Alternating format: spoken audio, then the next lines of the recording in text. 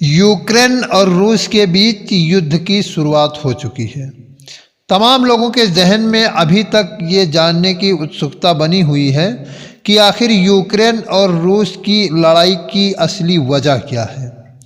इस वीडियो में मैं आपको बहुत ही आसान शब्दों में बताने की कोशिश करूंगा। भारत से यूक्रेन की दूरी 5300 किलोमीटर है।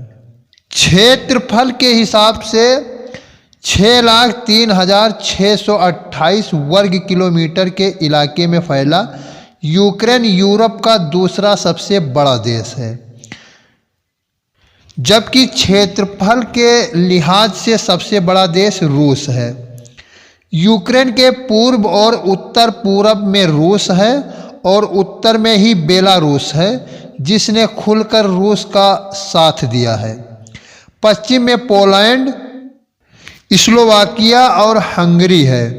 यूक्रेन के दक्षिण में रोमानिया और मोल्दोवा है। यूक्रेन का सबसे बड़ा शहर कीव है, जो यूक्रेन की राजधानी भी है। यूक्रेन की कुल आबादी 41 मिलियन, लगभग 4 करोड़ 10 लाख से ज़्यादा है। रूस के आगे यूक्रेन कहीं नहीं टिक पाता है। रूस का क्षेत्रफल 17 करोड़ 1,25,191 वर्ग किलोमीटर है, जो कि यूक्रेन से लगभग 3 गुना बड़ा है। उसकी अर्थव्यवस्था विकसित है। उसकी गिनती दुनिया के 2 सबसे ताकतवर देशों में होती है। यूक्रेन दुनिया के जिस नक्शे के इलाके में है, उस पर कई बार हमला हुआ है। Mongol, Polish, Lithuanian, Commonwealth, Austria, Hungary, Ottoman, रूस, यूक्रेन पर बहुत से देश शासन कर चुके हैं। 23 जून 1917 को यूक्रेनियन रिपब्लिक को अंतर्राष्ट्रीय मान्यता मिली। यूक्रेन पूरे यूरोप का सबसे गरीब देश है। गरीब होने की सबसे बड़ी वजह है भ्रष्टाचार। यहाँ ज़मीन काफ़ी उपजाऊ है, जिसके कारण यूक्रेन दुनिया का सबसे बड़े अनाज सप्लायर्स में शामिल होता है। यूक्रेन और रूस के विवाद का जड़ नाटो है। नाटो यानी नॉर्थ अटलांटिक ट्रीटी ऑर्गेनाइजेशन। इसे 1949 में शुरू किया गया था। यूक्रेन नाटो में शामिल होना चाहता है, लेकिन रूस नहीं चाहता है कि यूक्रेन नाटो में शामिल हो।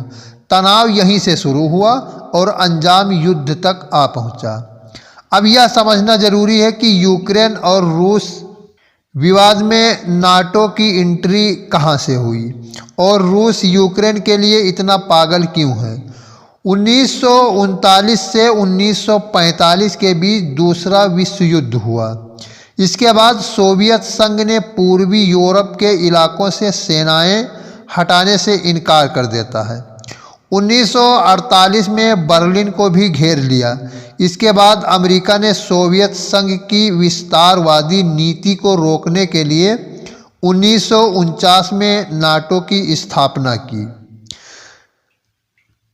जब नाटो बना तो 12 देश इसके सदस्य थे। अमेरिका के अलावा Britain, France, Canada, Italy, Netherlands, Iceland, Belgium, Luxembourg, Norway, पुर्तगाल और डेनमार्क। आज इसमें 30 देश शामिल हैं। नाटो एक सैन्य गठबंधन है, जिसका मकसद साझा सुरक्षा नीति पर काम करना है, और कोई भी बाहरी देश किसी नाटो में शामिल देश पर हमला करता है तो उस हमला को नाटो में शामिल सारे देशों पर हमला माना जाएगा और उसकी रक्षा के लिए सभी नाटो में शामिल देश मदद करेंगे। दूसरा विश्व युद्ध खत्म होने के बाद दुनिया 2 खेमों में बट गई थी। 2 सुपर पावर बन चुके थे, एक अमेरिका और दूसरा सोवियत संघ। 25 दिसंबर 1991 को सोवियत संघ टूट गया। इससे अलग होकर 15 नए देश बने, जिसमें यूक्रेन भी शामिल था। इसके बाद अमेरिका दुनिया का एकमात्र सुपर पावर बचा। इससे अमेरिका नेतृत्व वाला नाटो दायरा बढ़ाता चला गया। सोवियत संघ से टूटकर अलग बने देश धीरे धीरे नाटो के सदस्य बनते चले गए। दरअसल अब कहानी यहाँ से मोड़ लेती है। 2008 में जॉर्जिया और यूक्रेन को नाटो में शामिल होने का निमंत्रण दिया गया, लेकिन किन्हीं कारणों से दोनों देश नाटो का सदस्य नहीं बन सके। अब कुछ अरसे से यूक्रेन नाटो का सदस्य बनना चाहता है, लेकिन रूस नहीं बनने दे रहा है।